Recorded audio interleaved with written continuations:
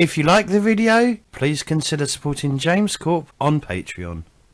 Hi, hello everyone, and welcome to our Chambers of Roleplay Call of Cthulhu campaign. Is it? It's sort of a It's a one shot. Is it a one shot? I Yeah, don't think it's technically it's a scenario. Is what they call we're doing it, so. the scenario Highway of Blood, which is a Cthulhu, as it says right there, a 1970s scenario for Call of Cthulhu. It is a very splatterhouse. Is that right? Is that the right word? Is it splatterhouse? Grindhouse. I don't really know what Grindhouse is. I don't really watch horror films. But yeah, we should be playing a game. I'm playing. This is going well, isn't it? I'm playing Timothy Green, and I'm from England. Well, most of us are going to be characters from England. Fish out of water story, I think, is what we're going for. And I'm a student nurse, or I'm a full-blown nurse. I'm not sure. Scott, am I a nurse, full-blown nurse, or I'm just a nursing training? You're technically a nurse. I mean, you I'm a have nurse. I'm a male nurse, so there's going to be a lot of stigma attached to that in the 1970s. But yeah, my character's a bit of a nerd. I mean, I'll show you the picture of him. Look at that wonderful picture. He doesn't look English at all. He looks American. And yeah. That picture's great. That's what I look like. An absolute nerd. I'm probably... is D&D around yet? What year is this? No. Oh, okay. But as soon as it's out, this character's going full in. That's what's happening.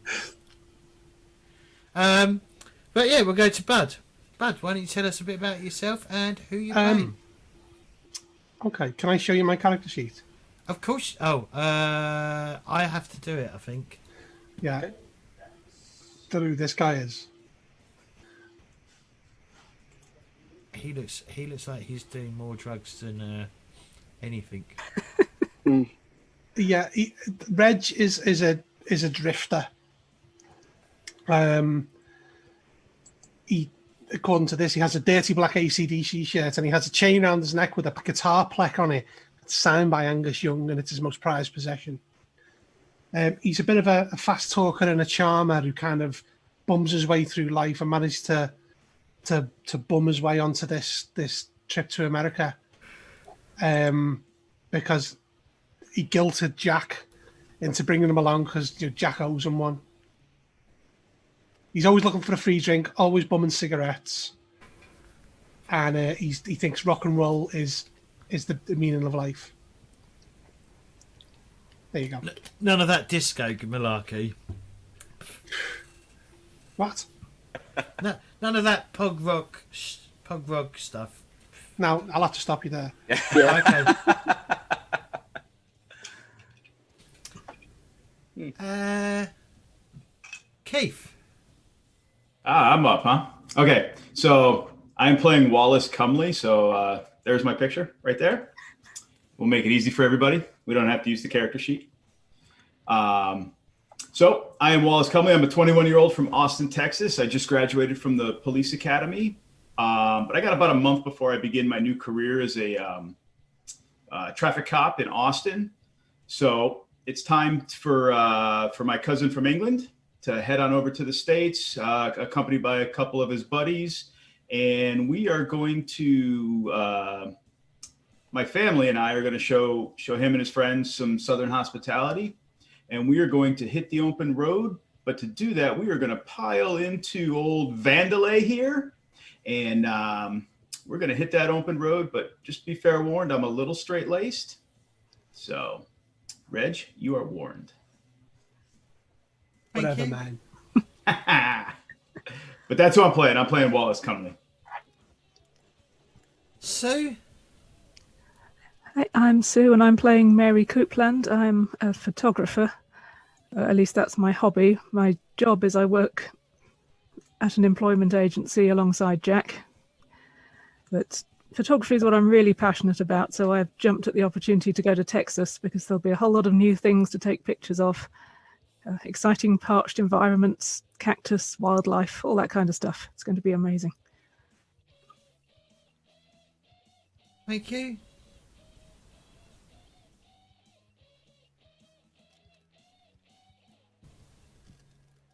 It's Jack next, isn't it? Pookie, yeah, sorry. Yes. Sorry, just waiting for the prompt. I just heard music and I was trying to figure out where that came from. Okay. Right. I'm Pookie. I am playing Jack Borrow, who is cousin to Wallace Cumley, and work colleague to Mary Coupland, and kind of friend to Reg Davis. Basically, I'm a student. I suppose what I'm meant to be doing is an English degree. I want to be a writer, which is partly why I'm coming to Texas, not just to meet my cousin, but maybe to see a bit more of the world and get some more ideas for short stories and that kind of thing. And I thought it'd be cool if my friends came along to celebrate my cousin's graduation, with my parents pretty much paying for the whole trip over. Cool. And last but not least, the maestro who is putting this all together. Well, yeah, sort of, yeah. The person that's, he's put this all together. The keeper, the man with the plan. I'll use that as the most loosest term possible. Scott. Oh, hello. I'm Scott, and I will be adjudicating this scenario, Highway of Blood. As James mentioned, this is a Call of Cthulhu scenario, but with a little twist. It's semi-modern day, taking place in the summer of 1975. The feel of the game is going to be of a grindhouse type vein. Think certain movies of the 70s, but I mean, think Hills Have Eyes, think Chainsaw Massacre, think even the most recent, not recent, but the Tarantino movie. The two grindhouse ones that he came out with, Planet's Death, I think it was, and then the other one that I'm not recalling. But anyways. So just the general gist of the feel, so you understand where this is going, but it's always going to have a little Cthulhu twist in there. So, well, good news for all us nerds. It being 1975, D&D is out. Oh, it is. Well, it is. I just looked it up. There you go, better, Timothy. Timothy's into it. Yeah. Timothy is. Now, if I could ask a special request of James, I mean, one of the reasons why I just made it, essentially the four of you from the UK visiting Keith's character is just, to give it ease of use, as the four of you don't have to talk in a Texas drawl for the next, 3 or 4 sessions. But with that, what's wrong with that? What's wrong with that? Hey. Well, hello there, partner. But James, it just kind of hit me looking at your character, and mind you, these photos were just randomly picked, so I wasn't thinking of anything specific. But considering your character and his background, can you every once in a while lose your specs, and can you say, "Oh, me specs, I've lost me specs"? Fuck off, no. And can we have you have asthma too, or asthma? So. But anyways, so yeah. Wow, that's pretty precise. I don't think being a nurse would be particularly the thing you want to do, right? No, I was going for the Lord of Flies thing, but we'll just go with that.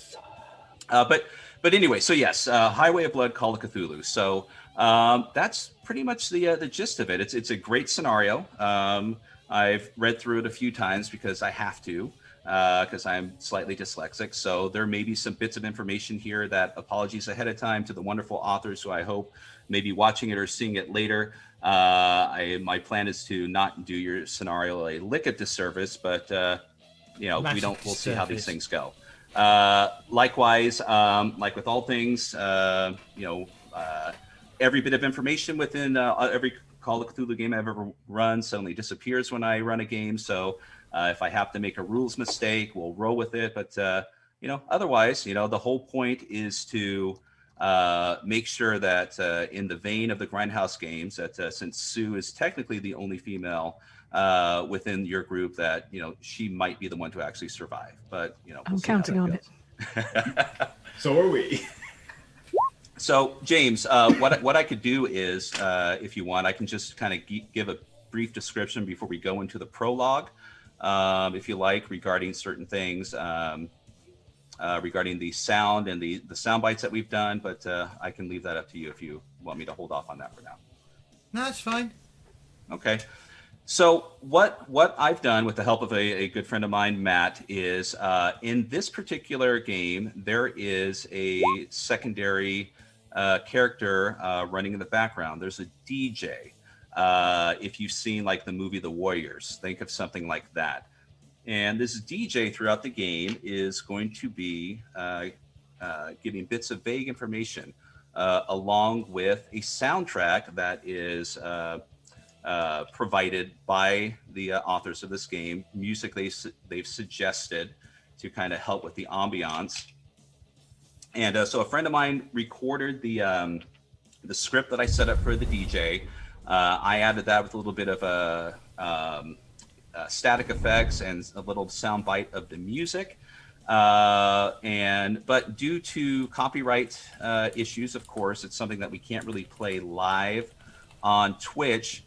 But if James wanted to provide the link in the Twitch stream, you can go ahead and listen along if you like separately, and I will prompt when to play that for those of you following along. Likewise, after the game, we can provide a link to them, and also there'll be a link to the soundtrack of the music that's being played for this session on Spotify. So I guess you can provide it or set it up in the doodly-doo or whatever they call it. So I'm not as familiar with Twitch or YouTube as you are, but yes. And so the game itself was written by Alex. Juliot, I hope, is that correct, Keith? I think it's Guilot. And Ian Christensen, and definitely we'll tag them also, or James can tag them within the aspect of the game too. It is available at Drive-Thru RPG, and it's a beautiful book. So if you do get it, I definitely recommend getting the print-on-demand book, and because it is fantastic, full of wonderful artwork and a lot of information to essentially take you as a keeper through beginning and end of the whole game. But did I miss anything, James? Okay. No. So I mean, the music's really low, so it might not even get picked up. It might not even get picked up by the powers that be. But who knows? If it does, it does. I mean, it's not like I'm. Oh, hang on. Let me give you access. I'll do it in a second. Yeah, I mean, it might not even get. It's so quiet, I could just about hear it. So it might be just quiet enough on the thing that our audio drowns it out. Okay. Anyway, does that make any sense? So yes, we'll see. Well, and I mean, it's not like I'm. And I mean, it's not like I make any money on YouTube. So I mean, it might. I mean. It might just get like claimed rather than like, I just don't want to see your door open behind you and the Twitch police come and drag you away mid-game, James, because they'll come out of the cupboard then, because that would be weird. Exactly. I'm looking forward to that. So I'm just looking forward to coming slowly creeping up on them and pulling them back into the cupboard. Yes, I mean, unless you normally have some in your cupboard wearing a gimp suit, James, but we'll address that another day. I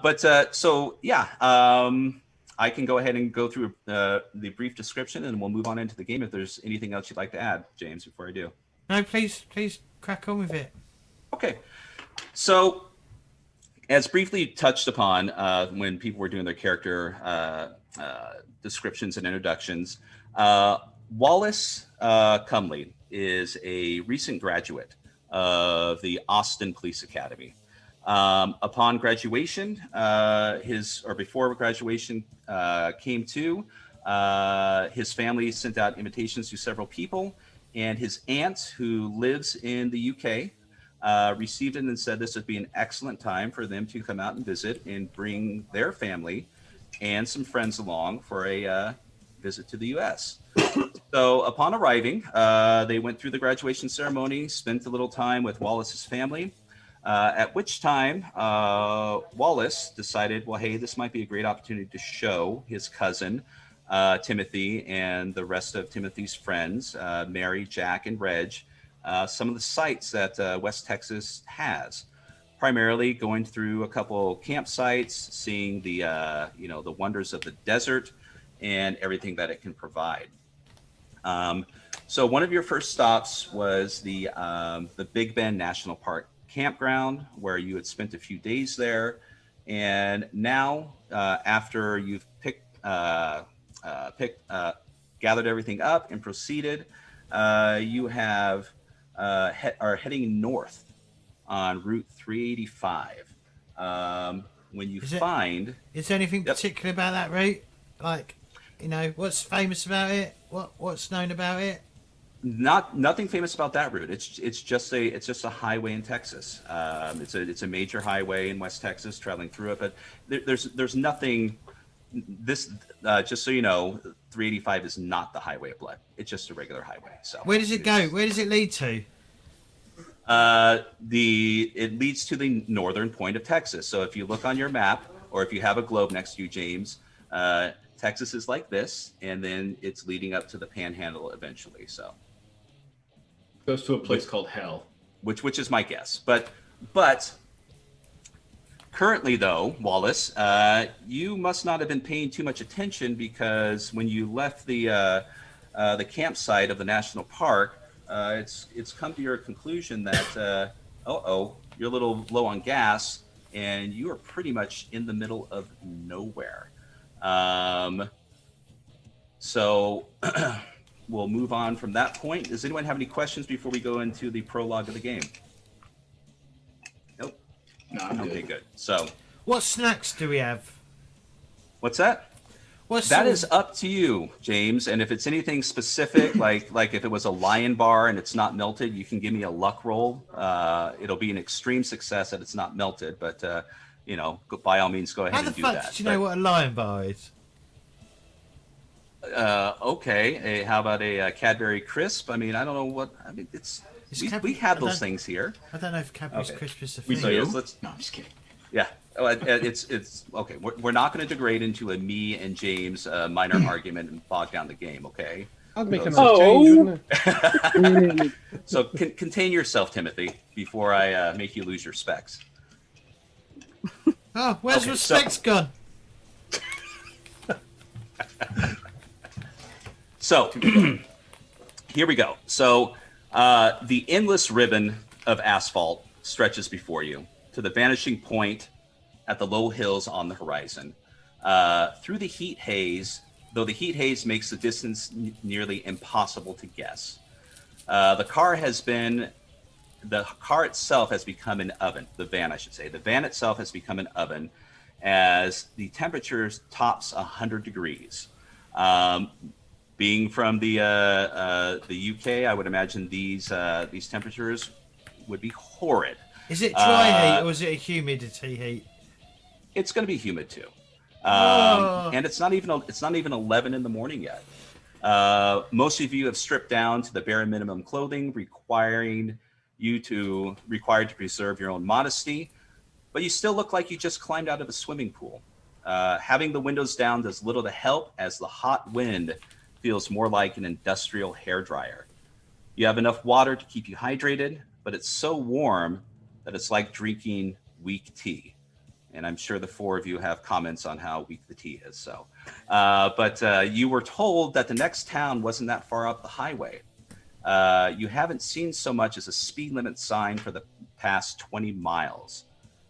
Your gas gauge, Wallace, as mentioned, has just dipped below half a tank. And while no one has said anything yet, you are all probably getting a little nervous. You're not even sure that turning back would make a difference at this point. And that's when you see it. The sun reflects off of a faded metal sign depicting a way too happy gas station attendant in a cheesy cowboy hat that looks like it dates back to the 1950s. A cartoon word bubble over the head says, "You're almost there, partner." Beneath him is a weathered ESSO logo, almost an afterthought. There is a small sign tacked on the pole beneath it that says 5 miles and turn right. As promised, 5 miles later, you see an unpaved but well-defined road turning off to the right. 2 signs are mounted on a slightly tilted wooden post. The top one reads, "Abattoir, 3 miles," and the lower sign simply says, "Gas and food." So at this point in time, for those listening, I'm going to go ahead and play the prologue for every one of you to listen to. And this is going to bring you into town. So let me know if everyone's ready, and I will press play. Okay. Welcome to another day in the seventh circle of hell. You're listening to 93.7 The Arrow. The mercury is expected to top 110 degrees here on the Devil's Backbone, and tomorrow ain't looking any prettier. As Captain Jack's old grandpappy used to say, you can't change the direction of the wind, but There we go. Okay, so Wallace, as you're heading down the road, about 5 miles in, it's pretty much a whole lot of nothing. You cross over a, semi-stable but weathered-looking bridge that's over a large ditch, and you can see it just in the distance. The city that's called Abattoir. So the dust-choked road takes you over a series of hills, hairpin turns that seem to come out of nowhere. When you see a hand-painted sign that says, "Welcome to Abattoir," and below that says population 850. Clearly the sign is old and has not been updated to reflect its current status. You can tell that Abattoir is more than a ghost town. It's just little more than a ghost town with many abandoned buildings, empty cellar holes, and abandoned cars that look like they have been there for several decades. There is one main road through the town with several secondary roads to go off at odd angles to it. It must be the center of town that you reach. There stands the Esso gas station. You also see another building labeled Mather's General Store, and also someplace called the Last Stop Bar. Down one of the roads, you can make out the steeple of what must be some sort of church. And as you pull into the gas station, you see there's a few men sitting in front of the gas station whose eyes follow you as you come in. Likewise, the only other car you see here is a black car.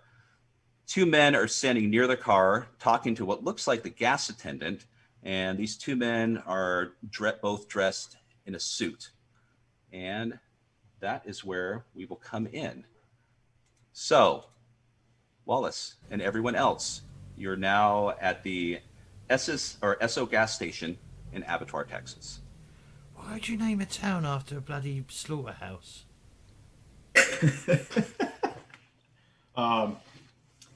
So I'll pull Vandalay into the gas station, the Esso station, up to the pump.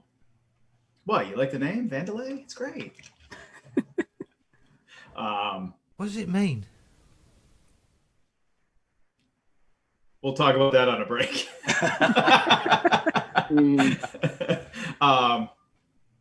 So I'll pull in. Who's sitting next to me anyways? Because the front's got like the captain's bucket seats. I will, probably. Okay, all right. Yeah. I'm sitting in the back smoking some really bad weed. In sunglasses and a leather jacket that I refuse to take off no matter the heat. Perfect. Lovely. Okay. I sure as hell hope we're not stopping here for long. Hey, we're just getting gas and we're going. And I kind of turn to the back. Can you put the damn joint out again? Smoking. Huh? Hey, Reg, come on, do what he says. I'm already getting out with my camera. They're in a place called Abattoir. I need pictures of that. Snip it, put it in my pocket, and I'll stretch and climb up the back of the van. And pop out and say, has anyone got any money? Do I have any money? Come on, Jack. Then there's $30. $30? I got like Yeah. $2 in my pocket. Well, lend us $2 then. I'm gonna start pumping gas. Hey, Eh? if I lend you $2, I don't have $2. I don't get to eat today. Lend me $1 then. Hand you $1. I look at it disappointed and head to the general store. So what? Please tell me this gas station has like the old school like glass visible pumps and. Yes. So let me go ahead and I'm going to give you a handout here and show you give you an idea of what you're dealing with. There we go. And so this is the Esso gas station. So it's not quite as ancient as you were hoping for, but it's close. But it's definitely decrepit and old. So you see as you get out, Wallace, it says there's a sign next to the gas pump, that says pay first. There's a couple gentlemen that are just kind of sitting on some old stools underneath the overhang next to one of the drink dispensers, an old Coca-Cola machine. And they look at you, and it seems like they're staring at you. But as soon as if you make eye contact with them, they both just kind of look down and look to the right. But as soon as you look away, you can kind of feel like there's, their eyes are still watching you. But it's an old town, an old rundown town in the middle of nowhere. And being a native of Texas, you've been in towns like this. You're used to that. You are from Austin, but there's several little towns like these dotted all over the Texas desert area. So yeah, everyone's a little suspicious when they see your wondrous van called Vandalay. Yeah. But you're used to that, so nothing new, and but it's still disconcerting to say the least. And so, who else got out of the van at the moment besides Wallace? I did. Okay. Yeah, I did, but I'm just standing by the van, just looking round. So there's a man there. His age is difficult to determine, but it seems like that he's clearly spent a deal of time outdoors, and he's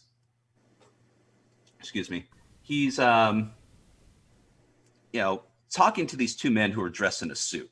And these two men, variety of ages, but one seems a little bit older, but one seems like maybe in his late 20s, early 30s.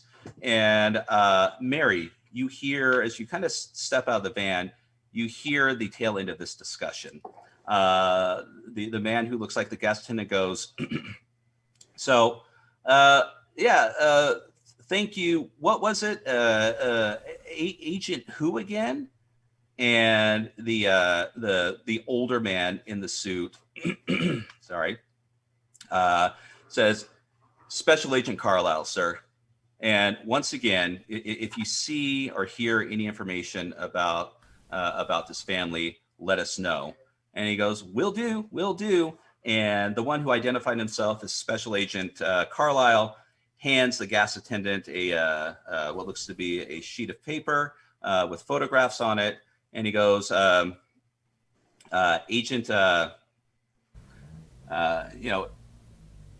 Agent, shoot. Sorry. Nope, not that. Didn't want to do that. Roll 20s. Here we go. Come on, roll 20. Don't lock up on me now. Agent Baines, I think we're done here. And Agent Baines walks over, shakes the hand of the gas attendant and says, sir, get in the car and start it up. And they head back out the road which you came. Gas attendant standing there looks up and says, be right with you. And he starts walking over to the front of the gas station and sets the piece of paper down on a side table, comes back to you and says, so what can I do for you kids today? You need some gas? Anything wrong? It's a bit hot today, but where are my manners? Welcome to Abattoir. I'll get out of the van going, a bit hot. Mm-hmm. Like covered in sweat and just like. I'll just shrug and go, it's not the hottest place I've been. Where have you been that's hotter? Never you mind. Don't mind these clowns. I just need to fill up. I'll pull a cigarette out and stand dangerously close to the gas-filled thing and just have it hanging on my lip, but I won't light it. Sweet baby Jesus, put the cigarette out. Okay. I'll point it, it's not lit. And he goes, so he pulls an oily rag out from his back pocket and kind of starts rubbing his hands with it, even though his hands don't look dirty, but maybe he's doing it out of habit. And he looks over at Reg and he goes, yeah, just mind you, be a little careful, please, because this gas is a bit volatile here, but maybe just take a step away from it. And so, by the way, this is a pay first station, so if let me know how much you need, and we'll go ahead and he pauses for a moment, and he goes, oh, and he kind of looks past you, and he's looking down at Vandelay. And he kind of looks past Wallace, and who's is it Reg? Who's leaning up against the van? It's Jack, right? Yeah. Okay. Jack, he's staring right at your direction. But he's looking down at your feet. So I look down. And you look down and you see what he's looking at. The back tire of the van is almost completely flat. And he says, oh my, that don't look good. You God, you must have hit something out there on that road. But anyways, just so happens that it's something that I might be able to fix for you. If you'd like, it may take me about an hour, but you definitely ain't going nowhere until that tire's fixed. Excellent. More time for photos. Look over at you, Wally, and go, hey, you're cool. I come around from the front of the van, and I look over and I look down at the tire. I'm like, shit. Walk over to the tire. Man, you said an hour?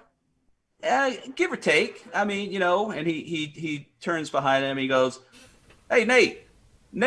And one of the men sitting underneath the overhang, who's smoking a cigarette, just kind of like looks up and he goes, yeah, Russo?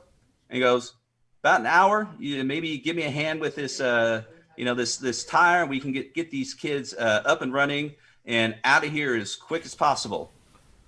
And the man he identified as Nate goes, maybe, an hour. Maybe they'll want to go down to the restaurant and have themselves a bite to eat or something to drink while they wait. And how much is going to set me back, bud? Yeah. And Russ or Russo, as he's been identified now by Nate, goes, oh well, I don't know. You don't want to eat there. I mean, we all know that place is just a shithole, and I was puking like a dog for a damn week straight for eating there. And Nate goes, oh come on, you just got a horrible weak stomach. These kids look absolutely famished. Especially that one over there in the glasses. He looks like he can have something to eat. He's awfully, a little bit small. And that those accents that I heard. Where are y'all from? Australia. Listen, mate, I've got the size where it counts, if you know what I mean. What did he say? That's We're from England. that sounds like English, but I had no idea those words he was using. I don't understand half of what he says for the last week, so right there with you, buddy. Right. So in passive look with a cigarette hanging off his lip.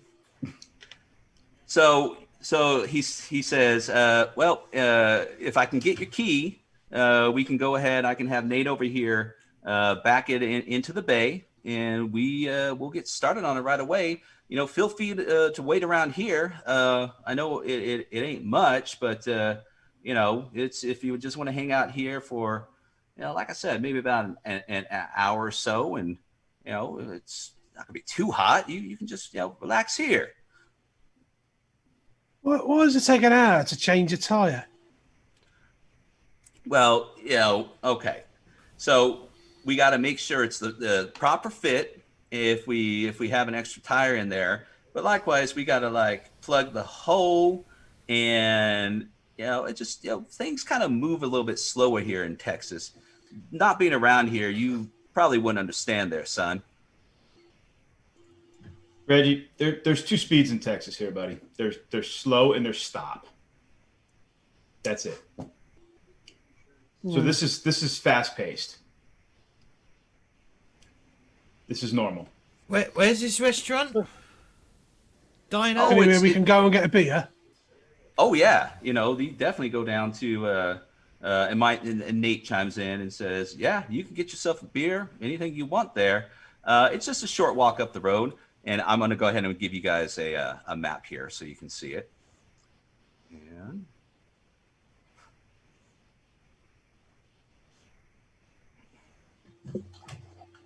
I'll pull my key from the key ring and pitch it over to the old man. But I have my backup key just for the record. go. No, not that. Oh, here we are. So I'm going to move you over to here. So your screen should change, and you should see the map. There'll be your tokens on there, just kind of representative of you in case you guys happen to split up. But you'll see that you are currently at location number 1, Esso gas station.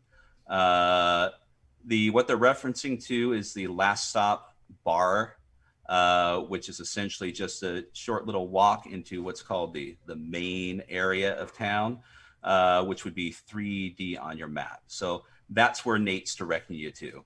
He says, yeah, you can just make your way on downtown, you know, relax in there, have yourself a beer, forget your problems for a little bit, and, you know, we'll get you on and running here in just about an hour. All right, then. All right. Yeah, try your best to keep it to an hour. We're trying to get back to the house. Okay. And top off the tank while you're at it. Oh, no, absolutely. Absolutely. You know, we will definitely get things taken care of for you. So the Nate grabs the keys, starts it up, and just kind of slowly backs it into the bay.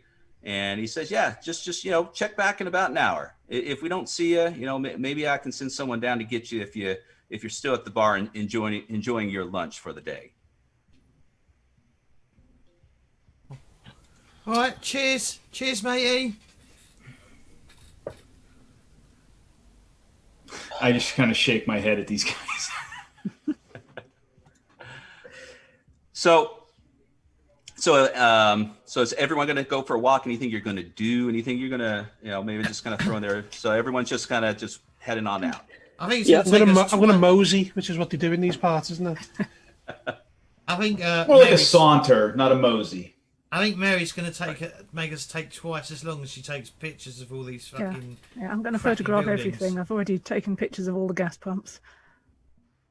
All right, excellent. So that's perfect. The actually it's just the handouts I'll show you of the different areas as I do. We can just say it's Mary taking those pictures, so that'll work out perfectly.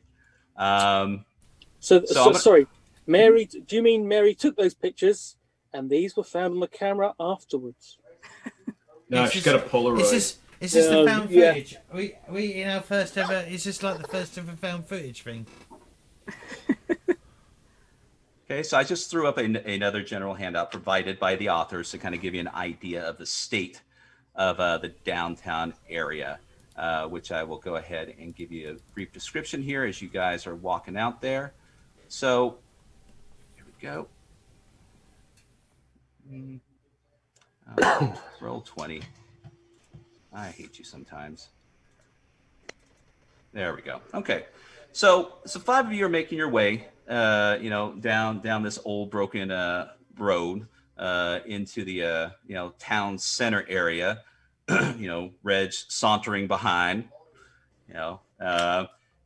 You can see while this is considered the center of town, due primarily to the greater concentration of the few large structures, you find that there is a general store, a town hall, post office, and likewise a seedy bar that you were recommended to go to called the Last Stop Bar and Beds. As you're making your way, you notice there's a few locals sitting on the porch of the motel next to the bar.